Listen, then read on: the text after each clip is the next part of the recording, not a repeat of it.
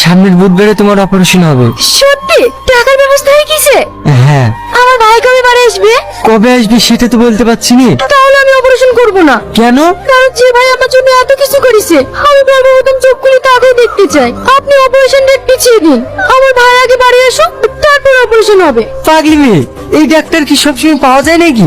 উনি 2 মাস পর পর এখানে আসে। তাহলে 2 মাস পরেই অপারেশন করব। ততদিন আমার ভাইও বাড়ি চলে আসবে। জেদ করো না রূপা, তোমার অপারেশন 5 তারিখে হবে। তুমি চোখ খুলে সর্বপ্রথম তোমার ভাইকে দেখতে পেলে তো হলো। সত্যি? প্রমিস? ভাই, আজ রাতে রকি আর সূর্য কিংস হোটেলে পার্টি করতে আসছে। খবরটা কি সঠিক পেয়েছো? হ্যাঁ, সঠিক খবর ভাই। তাহলে শোনো, আমি কাকে নিয়ে বাঁচবো সাল্লু?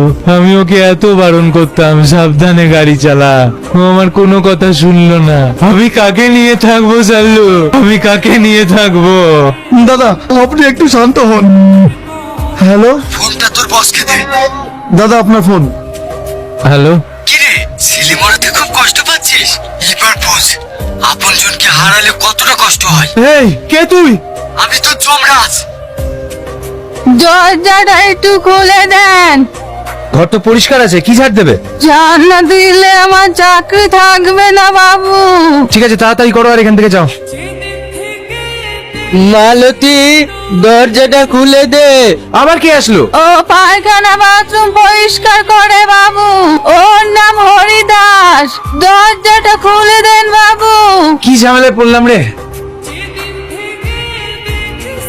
সালু আর আসবে না বাবু, ও উপরে চলে গেছে। ওপরে মানে? ছাদে গেছে? ও ওখানে কি করছে? সাধে না, কে তোরা? তুই যমরাজ।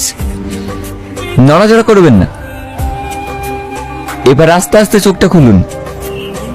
দেখুন তো কাউকে চিনতে পারছেন কিনা। ঝুমা, এই তো চিনতে পেরেছি। এটাকে বলতো রাহুল, তাই না?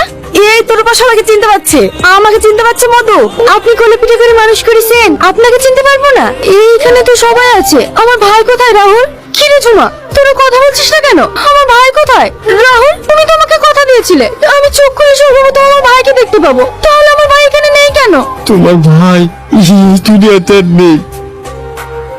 কি? এসব তুমি কি বলছো? রাহুল ঠিকই বলছে, রাজু ভাই আর এই দুনিয়াতে নেই।